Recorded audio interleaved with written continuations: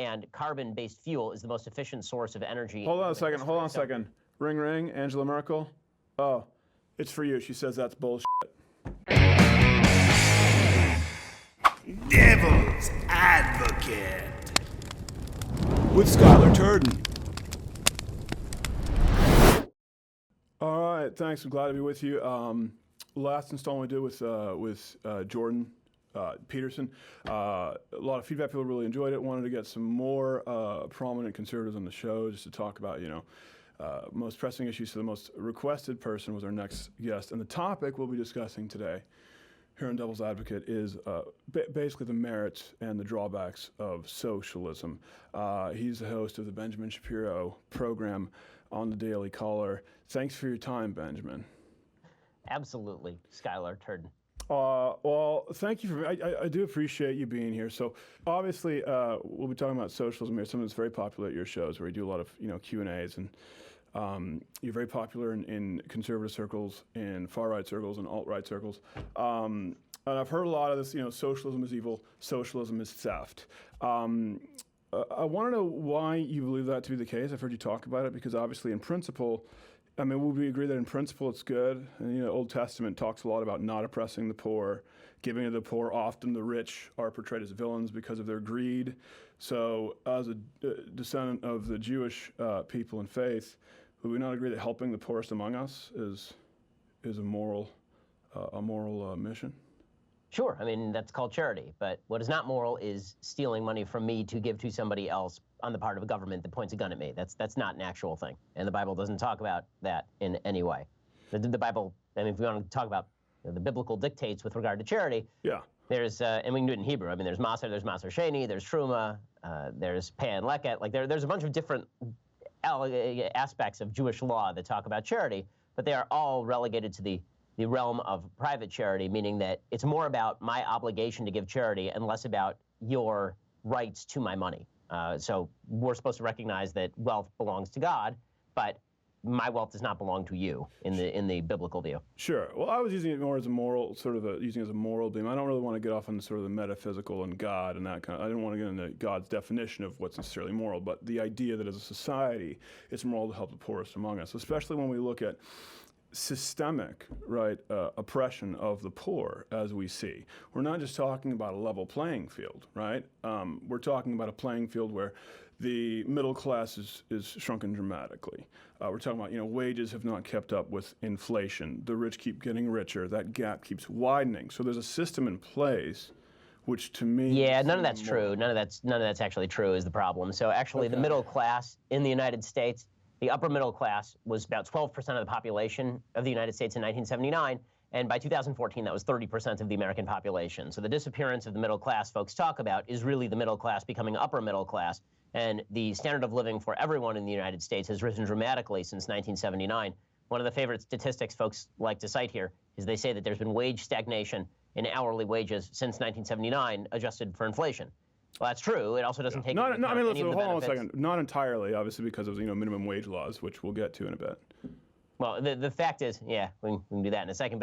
But the fact is that the wage stagnation that has taken place does not take into account additional benefits, which is 30 to 40% on top of the salary. It doesn't take into account the different way that we count households than we used to. It also doesn't take into account the fact that you can get more stuff for the same inflation-adjusted dollar than you could in 1979. You have a nicer fridge now than you did in 1979, and it costs you basically half of what it would have in 1979 in inflation-adjusted dollars. So if you're getting twice as much stuff for the same buck now, that means that you're basically twice as rich as you would have been in 1979. And for anyone who disagrees, I would recommend you go back to 1979 and live in 1979 and see whether your standard of living is the same, whether you enjoy it. Well, now we're getting back into the meta-economist Benjamin Shapiro. If we all have a time-traveling machine, let's try and keep it in reality. Like you say, facts. Facts don't care about your time-traveling machine.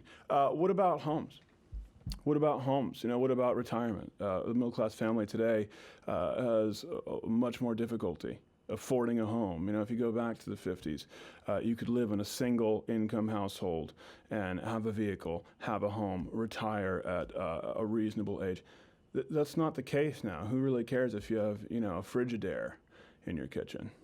Well, I mean, a couple of things about this. One, homes in the United States have radically increased in size over time. So homes back in the 1950s, and you can see this when you go check them out, much smaller than the homes that are being built now. Two, the increase in home prices is really because of this massive urbanization that's happened where people are rushing into massive cities, and these cities are heavily zoned. So that's created an incredible shortage of housing in major liberal cities. You're not seeing the same sort of housing shortages in places that don't have those same sort of zoning regulations, places like Dallas, places in the middle of the country. You're mostly seeing it in Seattle, LA, San Francisco, New York, places where it's difficult to build new buildings and where the government has mandated that you also build affordable housing, taxed you heavily, created new regulations. Right. That's what's creating a serious pressure in that sphere. Right.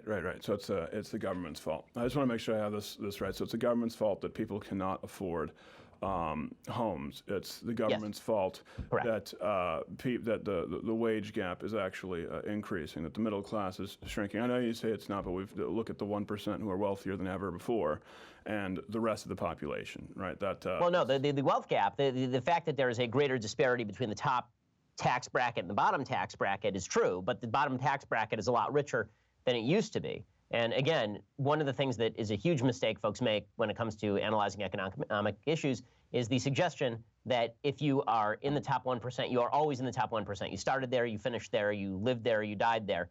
There are people, I've been in the top 1%, I've been not in the top 1%. People tend to get wealthier as they get older, and so the upper tax brackets are disproportionately older than the lower tax brackets.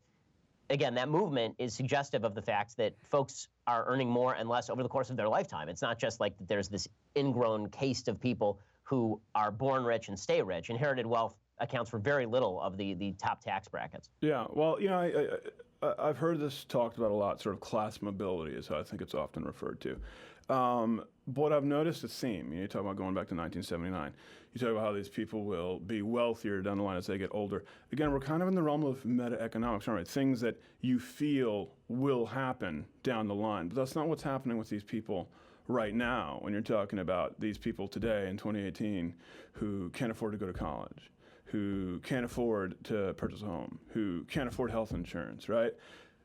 If Benjamin Shapiro of the Daily Callers, if his ideal world works out, down the line, these people will be great. They'll be the next Kochs or whatever. But today, that's not the case. Well, no, if my ideal world worked out, what you'd have is lower prices and better products in virtually every area of American life, from healthcare to colleges.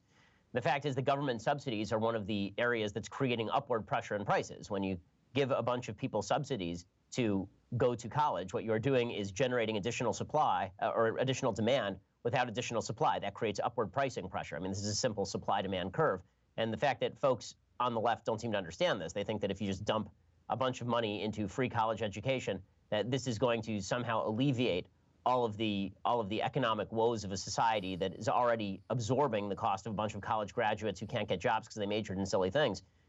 It's a little bit bewildering. And in fact, it's really interesting. A lot of the socialist countries that socialists like to talk about, the quote-unquote socialist countries of Scandinavia, they have a lot more heavily regimented idea of what colleges should be for. I mean, if you look at Sweden, if you look at Switzerland, there's a lot more tracking. People who are going to colleges or vocational schools based on the vocation they wish to pursue. Liberal arts majors in Scandinavia, significantly less of the college population than in the United States, because they feel like if they're going to get the government to sponsor college degrees, at least you should come out with some marketable skills. Okay, so it's interesting that you point to a lot of these Scandinavian countries. You know, we talk about that on my program quite a bit, Denmark, Sweden, Norway. So it sounds like you'd be okay with sort of moving toward maybe the more socialist model that they use in those countries that are really quite successful. We've heard, obviously, Senator Sanders and people like Cortez talking about this.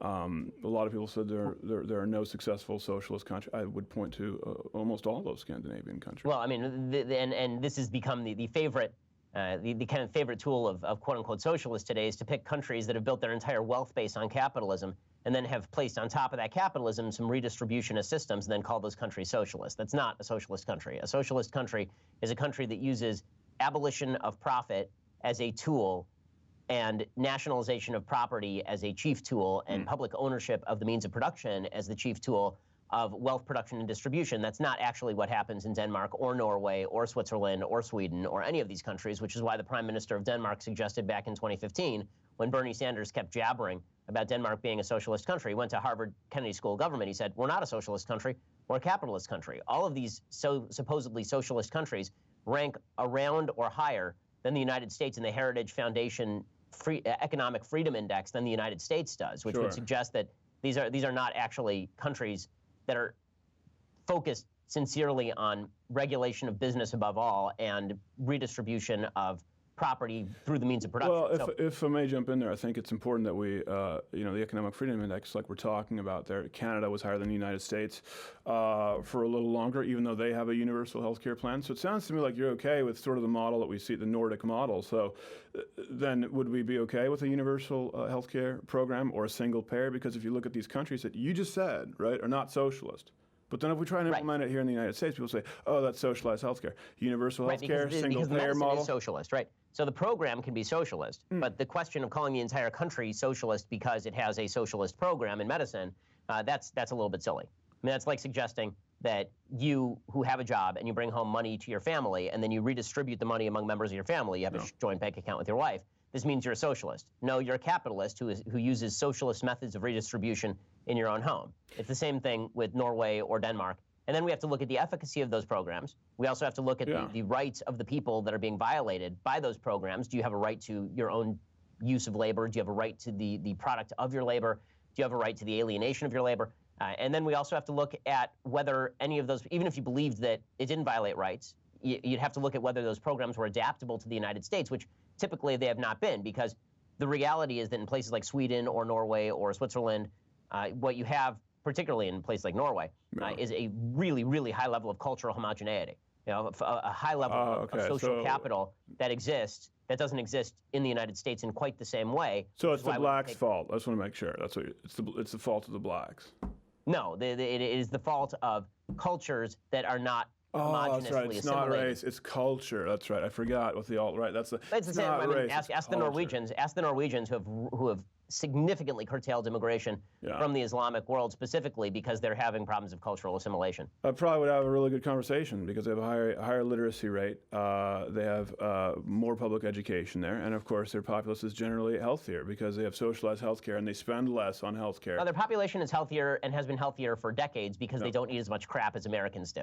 Virtually all wealth generation that happened in the Nordic countries preceded the socialist redistribution systems that people like Bernie Sanders, Elizabeth Warren, Ocasio-Cortez love. Norway was actually ranked higher in terms of relative health to the United States in the 1960s and 70s than it is now. And that's because, again, these are countries with very high levels of social capital, a tremendous work ethic, a certain level of egalitarianism between men and women that goes back generations, that was not established by radical feminism.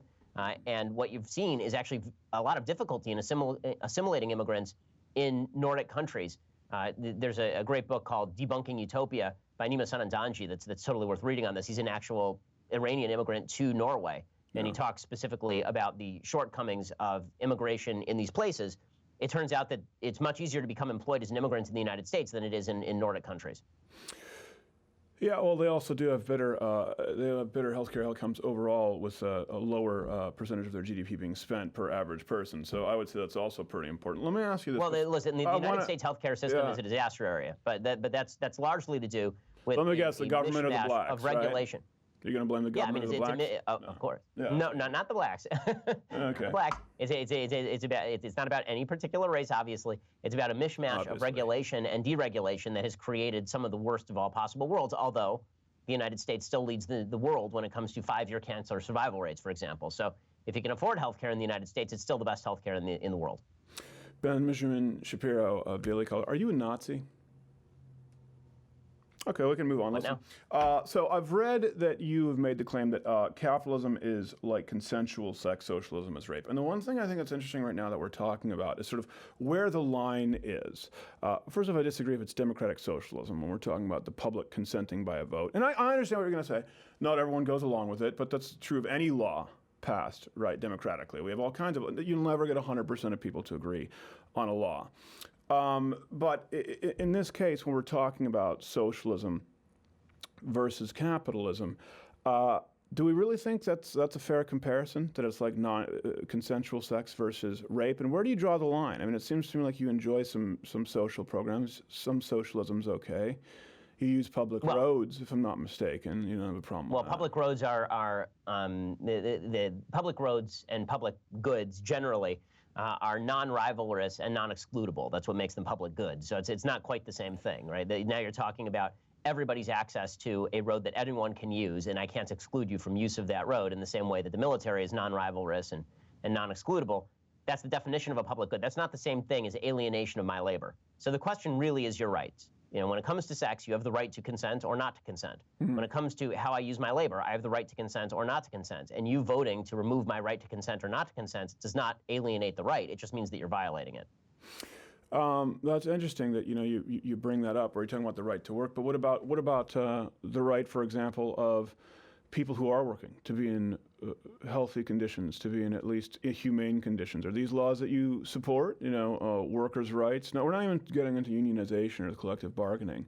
Well, I like collective bargaining better than, in fact, if you want to use these favored socialist countries as examples, yeah. Places like Denmark and Norway have much more use of collective bargaining by unions for work conditions than they have regulation from the top down, because that allows the workers to actually negotiate with the employers on what work conditions should look like. I don't have a problem with private unions getting together, collectivizing, and then negotiating with management. But I'm not a big fan of the idea of a top-down cram down that happens from a government entity that rarely knows how a business runs and, again, prevents people from actually using their labor as they see fit. Just not when it's public roads, police, or military. Got it. I just want to make sure that I'm clear. Again, non-rivalrous, non-excludable goods. Well, let's talk about that non-rivalrous, non-excludable. College, then. That's a great example. You have rising tuition costs across the board. If you have a classroom of 30 people, let's say 8 years ago, when it was $20,000 a semester, today that could be as high as $35,000 a semester. If you look at the rates, the inflation, you look at how much college loans cost. Still 30 people in that classroom. You're not talking about adding more people at that point. So we could apply a lot of these rules as far as non-rivalrous, non-excludable. No, why not college? The use of a college, because the use of professors does prevent other people from using the professors. Professors do not have an unlimited number of people that they can teach. They have time commitments. They have to grade papers. There are only so many hours in the day. That is, by nature, rivalrous. And it is also excludable in the sense that if you don't pay for the college, you don't have a right to use the college. That's not the same thing as a road where anyone can use the road and there's not a police officer there. It's not like a toll road. Police officer's not there to prevent you from actually using the road. The same thing is certainly not true of a college campus. If you walked into a college campus today without paying tuition, sat down and started taking classes, then you would quickly be removed. No, I can tell that doesn't happen. I do it all. I sit in on classes all the time, and I do not get removed. And you know what? I'm very grateful for professors who are open-minded enough to allow people to go in and learn, because I think they're the heroes of our country, teachers of all ages, of all stripes, and they don't get appreciated enough. When we're talking about, like we said, 30 people in a classroom, what about a limited amount of pupil? Let's say colleges. Can we just set a certain amount of colleges and say, okay, this is the sign-up sheet? After this, we're fill up, so it becomes non-rivalrous, non-excludable. Not all colleges, but could we do that and make that entirely? I'm not sure why. I'm not sure. Well, now you're actually limiting the supply. So what you'd actually want to do is have a free market system where supply meets demand, where there are a number of people who want to go to college, and now you have people competing for that dollar without federal subsidies to major in stupid things, and then you can get a loan. I mean, I had no problem getting a law school loan. My wife had no problem getting a medical school loan, because these are actual careers that you can pay back the money. You are going to have a little bit more of a problem if you're a gender studies major and you want to get a loan for a gender studies major from a bank. There's no collateral, and the chances of you getting a job outside of a gender studies professoriate are pretty low. You're practicing law today, Ben? I haven't for a while, actually. There's a guy I think, Steven Crowder. I used to practice law for him for a little while, but he turned out to be just an awful client, so I moved out of the law. I was going to say, it turns out that was a really useful degree, right, while we're throwing jabs out there. I think that you're not being honest when you make it seem as though the only people who can't afford college are people who are taking these more sort of niche degrees. There are plenty of people out there who are in applied sciences who can't afford school. We don't know, right? That's the thing. If we're going to talk about placing a priority as a society, because we all have values, right, it would seem to me that it'd be better spent on education, healthcare than the military-industrial complex. That's okay, different strokes. So what about public schools? Right, they're definitely rivalrous, excludable. Don't fit the definition of public goods. Would Benjamin Shapiro of Daily Caller just completely abolish public education if you had your way? Well, I have some severe questions about whether we should actually be utilizing public education as opposed to local private schools and parochial schools. So I think the public school system has turned out to be, in large measure, a disaster. I also do think that there's a difference between a small community deciding that they want to put together a local school and the federal government cramming down on people across the nation what exactly federal standards should be. Because again, the levels of agreement inside a small, cohesive community are a lot higher than they are across a country of 330 million people with diverse viewpoints and cultures and decisions to make about education. Okay, so I think you didn't really answer my question. What would you do with public schools? Yeah, your choice. You get rid. So should we not have a federal Department of Education? Is that what I'm hearing? Yeah, we should abolish the federal. Yes, we should abolish the federal Department of Education. Yes. Why? And why is that exactly? Because it doesn't do anything and it's garbage. because the standards. I'll be sure to look that study up on PubMed afterwards. At every level, The Economist, except for colleges. Yeah. Look, what's fascinating in the United States is if you actually look at the best schools in the United States, they are all at the upper level where supply and demand dictate the quality of the education. America's college system is a very, very good college system by any global measure. America's high school and junior high and elementary school systems are by and large not, and the only good elementary and junior high and middle school and high schools are the ones that exist in communities that spend not only more resources but have parents who are usually dedicated to high levels of education in their children, regardless of income. Right. So this is where we avoid. We say cultural, right? We don't want to actually say like Jewish families and Asian families and not the blacks, right? That's what's going on. Okay, I gotcha. So let me ask this: it sounds so. You think all schools should be private, basically K through 12, college? That's it. Is that your solution? I think that would be a good start. Okay. I think that if you are going to have a public school system, then it should be as minimal as possible, and it should be designed at the local level. And again, I think local communities deciding what they want is a lot better than massive communities deciding what they want. I sort of abide by Montesquieu's rules on this. The devolution of authority to the lowest possible level is the best way of achieving any sort of consensus. Well, that brings me, it's interesting enough, that brings me to my next point. You just talked about how smaller communities are the people who should be building schools from the ground up. Okay, so we privatize all schools, right? We don't have any public school, no longer K through 12 or college. But you can have public schools, but the public schools have to be done at the local level where the level of consensus is a lot higher than across the country. Okay. So we're talking about communities where they have consensus, and you just said that they perform higher in certain communities, right? Communities with families, right? Maybe dads who stay in the house, but we don't want to get into the racial stuff. What about kids whose parents can't afford to send them to school? We're talking about those private schools. Or they're in a community where they don't have a community that have the resources for it. So they're deprived of an education because of their parents' poverty. And that brings us back to, isn't that, again, what we see, a system that perpetually keeps the rich rich and the poor poor, especially if we're starting with grade school education? Well, number one, this is one of the beautiful things about religious education in particular, is that the amount of charity that exists in private school systems for people who are going to religious schools, extraordinarily high. It is also true that when it comes to people who don't have opportunities available for their kids, we need folks making responsible decisions about how to raise their children and whether to bear those children in the first place, whether to get pregnant in the first place. But if a parent isn't able to take care of their kids, usually if you're not willing to do what you need to do to educate your kid, then we ought to talk about whether you should be in control of that child in the first place. Yeah. Benjamin Shapiro, Daily Caller, advocate for eugenics, apparently now. That's where we've gone. So we're talking about this as a school, and we're talking about the economy and capitalism versus socialism, grade school education. Sounds to me like you're okay with a system that, like we just talked about, sort of keeps the poor poor and the rich rich.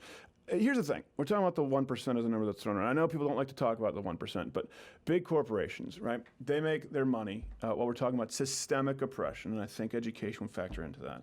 This is capitalism versus socialism. I've heard your argument, morally speaking. They make their money off of exploiting those at the bottom of the economy. To me, that's nonsensically outrageous and immoral. If we're comparing two economic systems, one that says, all right, we have to place priority, we have to determine what we value as a society, education, healthcare, or one that says we have to determine what we value as a society, the ability for the wealthiest people in the world to get wealthier at the expense of others. It sounds to me like that's what you're advocating: privatized schools. I'd like to know how the wealthiest people in the world get wealthy at the expense of poor people who have no money in the first place. particularly when you see that statistically, literally half the world's population has been raised out of poverty since 1980, specifically because of free markets, capitalism, and private property rights.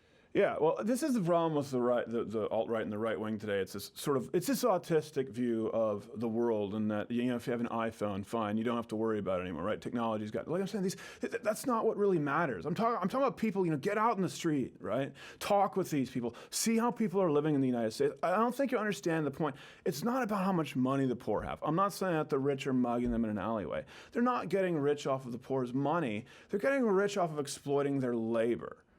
Right, this is because the rich own the means, since the Industrial Revolution, they own the means of production. So we don't want that to go to the government, but we want it to be in the hands of a few people who get billion-dollar bonuses, while the poor can't even get a living wage of $15 an hour.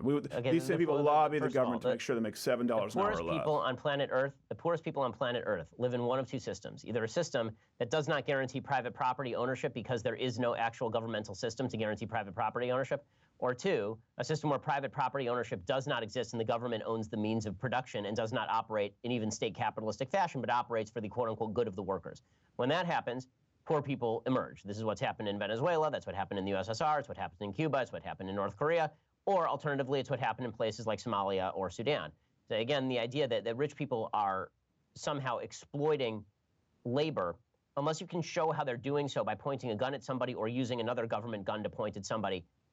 Free alienation of labor is a fundamental human right. Your decision to work for a given wage is your decision, and no one's forcing you into it. Oh, come on. Nobody's forcing you into it. Again, it goes back to this. It's this simplistic, reductive, you know, on the spectrum view of how the world works. We're not just talking about how much money people have in their pocket. We're talking about a system right now that doesn't, frankly, allow poor people to become the next Polk brother or the Walton family. You know, the Walmart is probably one of the biggest recipients of welfare in the country because they don't even pay their people a living wage. See, I mean, we're talking about capitalism. It's totally cool to bail out banks. It's totally cool to make sure that oil companies get subsidies. But once we cross the line into education, that's where we draw the line. And you're on your own, bro. Yeah, that's not capitalism. That's not capitalism. Subsidies to Walmart is not capitalism. That's state-sponsored mercantilism, essentially. It's really closer to economic fascism. And I agree that Walmart would be actually forced by the labor market to pay its workers more if you did not have the government picking up the food stamps on the other end. That is a supplementation of wages by the federal government toward businesses like Walmart. I don't believe that big businesses should be receiving subsidies from the federal government any more than I believe that individuals generally should be receiving subsidies from government. So, okay. So if welfare just didn't exist, if EBT cards just didn't exist, Walmart would pay $15 an hour. Is that a fact, Mr. Meta Economist? Well, right. they would, in fact, have to raise their wages because people cannot work for a non-living wage or they would be dead by definition. Do you think Walmart cares if you die in a gutter? Think Walmart gives a rat's? They don't care. If they can't get you to work, I mean, if they got no one to stock the shelves because you're dead in a gutter, I do think Walmart cares. Yeah, I don't think they care. I think they automate, and this is a problem we see now with new technology. Listen, there aren't the same kind of jobs for people. Not everyone's going to be a Harvard lawyer. Not everyone's going to be a Harvard lawyer's wife/doctor, right? Some people actually have to go out there and work on the assembly line and make the nice things that you enjoy. But that becomes automated, and these people get left behind, right? That's a problem. We have 7 million unfilled jobs in the United States right now. 7 million unfilled jobs in the United States right now, and essentially record low unemployment. So I'm failing to see the millions of people who are desperately missing a job other than folks who probably should move out of communities where factories died 25 years ago. Oh, yeah. So that's their solution. Just, hey, move. It's not my problem. Pretty much. Really? Yep. Well, no, the fact is that America was built by people who were moving. Right? America was built by folks who crossed an ocean and left behind property ownership and family to build a new life, and then it was built by people who crossed the Appalachians to go and stake out claims in the middle of nowhere and try to build a farm at risk of death. So yes, I think that you driving 20 miles down the turnpike to get a job fracking as opposed to being in a town where there are no jobs is probably a worthwhile endeavor. So there we go to fracking, and you don't think it's a moral imperative to make sure that we deliver a world that our children can inherit? You just saw the recent... Fracking is significantly less damaging to the environment than any other form of drilling, and natural gas is significantly better for the environment than a variety of other forms of carbon-based fuel. Yeah, but what about solar? What about wind? What about doing what Germany's done? The only options aren't natural gas or oil. Yeah, solar, wind. Well, no, nuclear power powers all of France, so we could do that. But people on the left don't like nuclear power because they are scared of things that really have not happened historically. Yeah, because Chernobyl is just a figment of my imagination, much more so than the idea that Walmart would start doubling its pay if the government didn't give subsidies. In other words, France, which has powered itself for decades on nuclear power, is a worse example of nuclear power than a poorly constructed Russian atomic facility. Mm-hmm. Yeah, which also doesn't make a whole lot of sense as to why your guy's in bed with them, right? With whom? Russians. Oh, Trump's in bed with Russia? Yeah. Oh. Yeah. Well, that's tack Chernobyl onto the list. He was in bed with Stormy Daniels. I don't know what happened. Yeah, well, that too. Listen, he's in bed with a lot of people, and he's having the ladies, pissing the formica and videotaping it. My point is, listen. I mean, right now I thought you guys were the party of Red Dawn, right? I thought we were talking about capitalism, but all of a sudden, you're buddy with the Chernobyl guys, Russia. How do you explain that one? Well, a couple things. One, I'm not sure when the left decided that they were anti-Russian. That's been funny since Barack Obama pledged flexibility in 2012, did nothing when they invaded Ukraine and Crimea, did nothing when they Those guys are dicks. In Syria. Yeah, so there's that. And then, as far as the actual policy, listen, President Trump's rhetoric on Russia is not good. Mm-hmm. I mean, I'm not a defender of President Trump on his rhetoric with regard to Vladimir Putin. I've thought that it's awful throughout. But his activity with regard to Russia has been significantly harder on Russia than anything the Obama administration remotely approached. So you seem to discuss economics a lot. We just talked about resources. So let's not talk about nuclear right away, right? Or nuclear, as your previous iteration called it. That's always a good sign when someone can go to Yale and come out and not pronounce the most basic of words. Maybe you knew some people who spent time with them at Harvard. I don't know. So let's take that off of the table here. Even if we're talking about natural gas, if we're talking about coal, any of these, it still is a finite resource, right? Capitalism does not have there's no moral imperative to move to something that's renewable. If something that is a more toxic alternative, let's not say horrible for the environment. Let's go with what you say, right? And say, okay, fracking's better than the typical kind of extraction methods for. All right, listen, let's give you that. It's still a finite resource. There's no profit motive to move to something more healthful for the environment until it runs out. Well, I mean, there has been a profit motive to move to more helpful technologies for the environment, considering the significantly higher gas mileage that we get now than we used to in the 1970s. So what was the profit motive there? Presumably, government it was generating subsidies, more efficient vehicles that use less fuel. No, it's government subsidies. The same thing that the conservatives, the alt-right, they complain about Tesla. Government subsidies. The government stepped in and offered incentives for more fuel-efficient cars. That's why. It was not mere subsidies alone. It was also the fact that there was high demand as oil prices rose for smaller vehicles. When oil prices go down, there's less demand for smaller vehicles. When oil prices go up, there's more demand for smaller vehicles. Also, the left has been complaining about the idea of peak oil for some decades now, and we've not yet reached peak oil.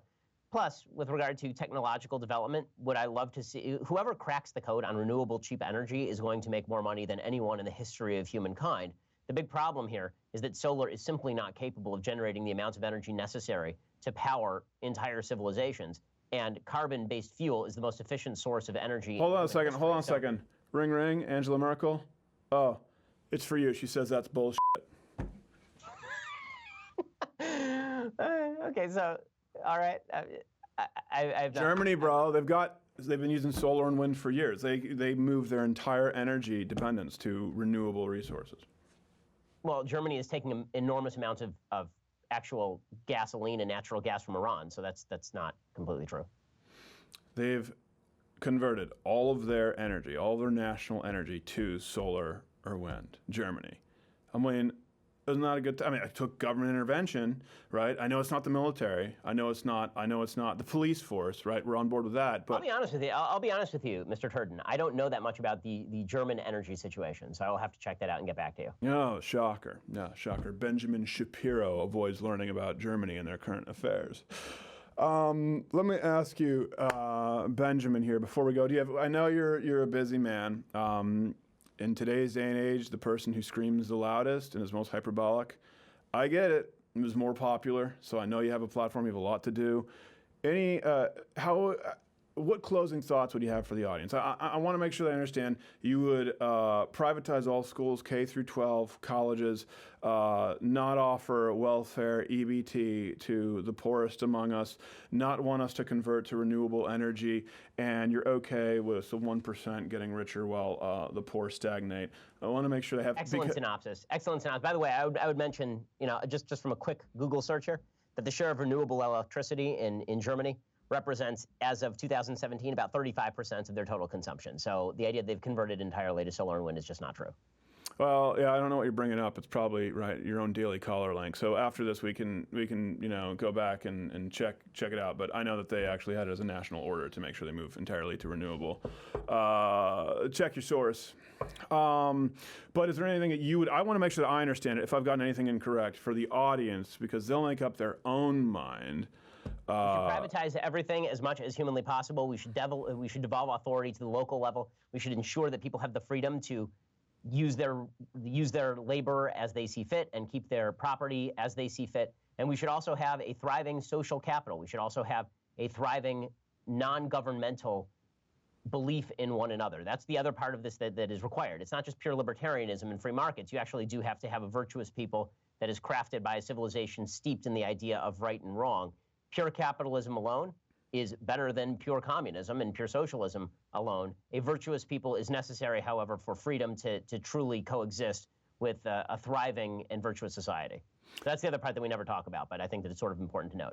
Would you like to talk about that? You want to grab a couple minutes to talk about that? I want to make sure. Hold on a second, because I know you were. I'm not going by cue cards here. I'm going by, right, the old noggin. But I want to make sure. Hold on. Let me look this up.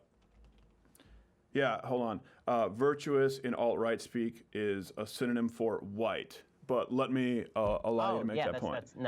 Yeah, good. Mm-hmm. So you said you want to discuss this. It's necessary. What do you mean by virtuous?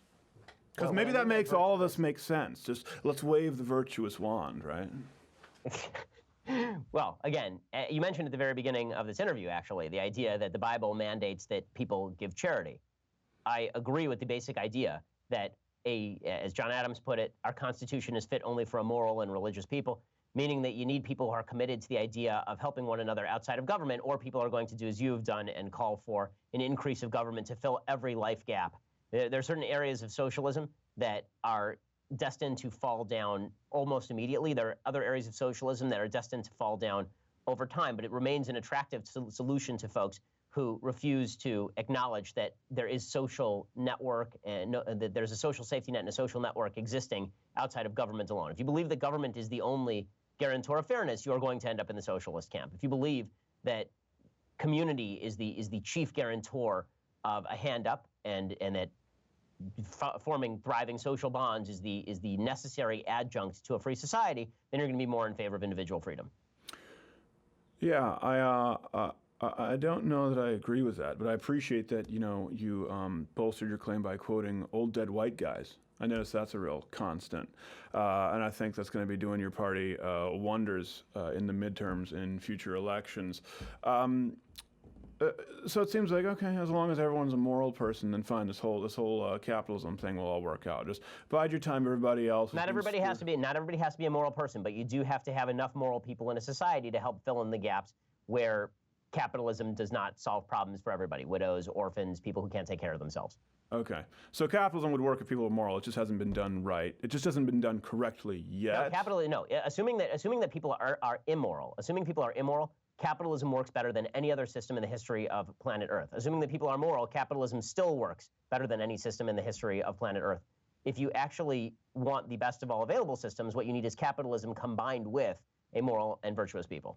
Oh man, it's just my neck is sore from the rigidity. You're so rigid. Capitalism or all socialism. No one's talking about Venezuela. You go to Venezuela, you don't go back to Denmark and Sweden and Norway. Right? We're talking about a blended economy, as many of the successful economies are out there that are not called the United States of America, between socialism and capitalism, and we already have that here in the United States.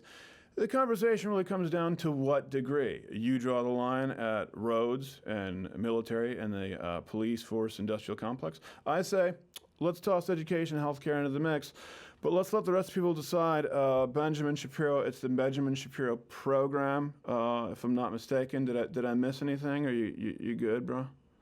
That's where it is, man. Go for it. All right, and I'm sure you've got a lot to do. I'm sure you've got some people to harass there in a college campus and then make a viral video out of it. This has been Devil's Advocate with Skyler Turden. I hope it's been illuminating for everyone out there. And I think next time, I don't know who we have on next time exactly, but I think we'll be discussing feminism and rape culture. But right now I need to take a hot bath.